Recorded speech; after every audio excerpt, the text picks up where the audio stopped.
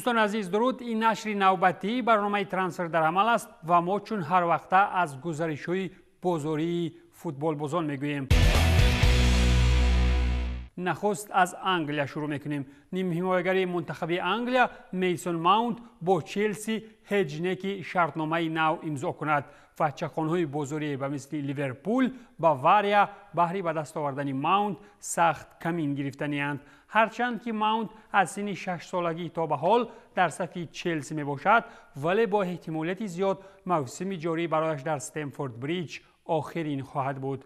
اگر از روی منطق در مورد تیم آینده این بازیگر تحلیل گذرانیم، وضع چنین است. میسون ماونت 24 سال داشته غالب لیگ چمپیون ها می باشد و همچنین 36 بازی در صف منتخب انگلیا گذرانیده است. مربیان تز عوض شونده چلسی فرانک لمپارد، توماس توخل، گریم پاتر و اکنون باز لمپارد او را از بازیگر مهمی دسته می دانستند، ولی با وجود این مهلت شرطنامه ماونت تابستان سال 2024 پایان می یابد.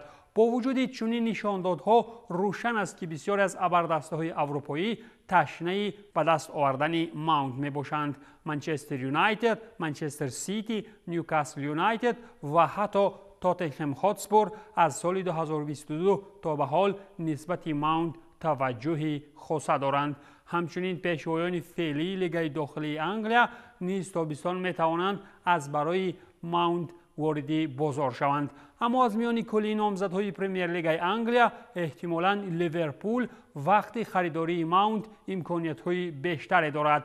دسته کلوب که در وضع نهایت مشکل قرار دارد تابستان نیت نوسازی خط نیم حمایه را در دل می‌پرورد. از میان نیم حمایه‌گران فعلی شرطنامه کاری نبی کیتا، جیمز میلنر و الکس اوکسلید چمبرلین این تابستان به اتمام رسیده. ارتور ملو با انجام مهلت اجاره تماما نافهما به یوونتوس برمیگردد، در حالی که جردن هندرسون و تییاگو تا آغاز موسم نوین متناسباً 33 ساله و 32 ساله می شوند. با قول اتلتیک، لیورپول عین حال در فکر پیشنهاد شرطنامه نوین با ماونت بوده. طبق نوشته رسانه ها گپ سری مبلغ 70 میلیون پوند استرلینگ می رود.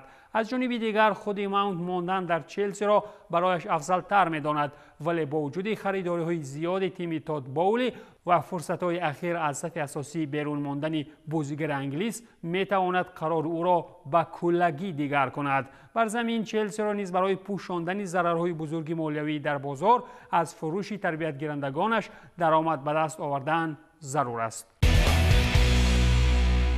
بعد آنکه در مورد نیت‌های تیم کلوب در بازار گفتیم، نباید فراموش داشت که احتمالاً خود لیورپول هم با بازار برآورده می شود. این سر و صداها باز هم بعد نتیجه های بد موسمی لیورپول بلندتر شدند، در حالی که سرخ‌ها در موسم جاری کلی نیت‌های جایزه دارشوی را از دست دادند و حتی می توانند به موسم آینده لیگ قهرمان‌ها نیز راه نیابند.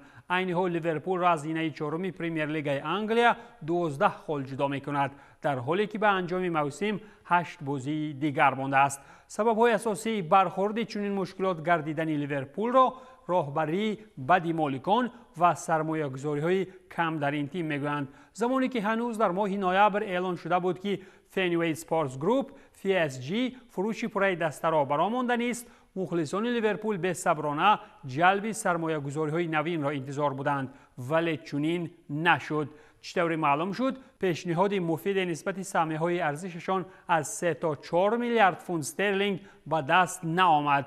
ماه ینور باشد دقیق شد که قسمت علاهده سهمیه‌های باشگاهی به فروش می‌روند و در این باره یکی از مالکان باشگاه جان گنری گفته بود. این هم نوابسته از آن که سرمایه‌دار هندی موکش امبانی و چند از شیخان عربی نیت خریداری پره لیورپول را داشته بودند.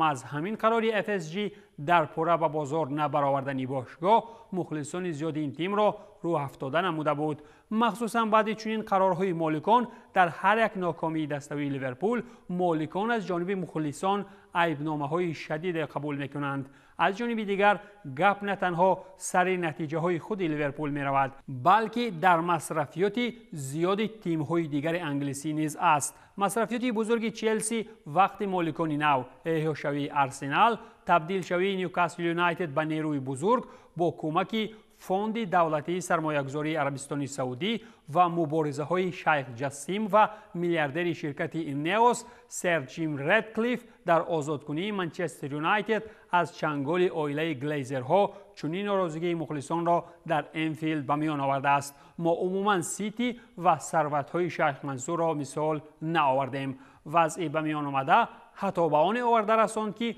مخلصان باشگاهی در برابر دشمنی به مالکان تیم حتی کلوپ را نیز در انفیلد دیدن نمیخواهند. یورگن باشد در نوبت خود به ایدارکنی‌های مخلصان نسبت نتیجه‌های بد موسمی با کم شمار بودن سرمایه‌گذاری‌ها در دسته ارزیابی کرد و احتمالاً درست هم گفته است. خلاصه گپ که بعد بازی لیورپول و نتیجه‌های آن مقابل ارسنال میتوان گفت که یورگن کلوپ هر کاری از دستش می آمدگی را انجام می دهد، ولی سوال ها در مورد سرمایه گذاری های غیر قناعت بخش مالکان ناراضگی های مخلصان را تا رفت بیشتر می کنند، چیزی که حتی می تواند کلوپ را نیز از انفیلد بیرون نماید.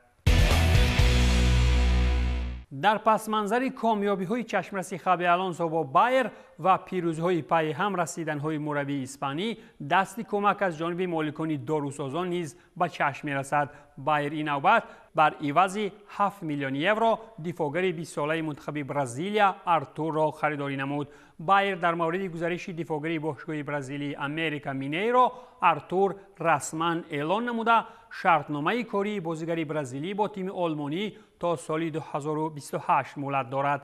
آرتور به صف تیم نوش شروع از موسم نو همراه می‌گردد.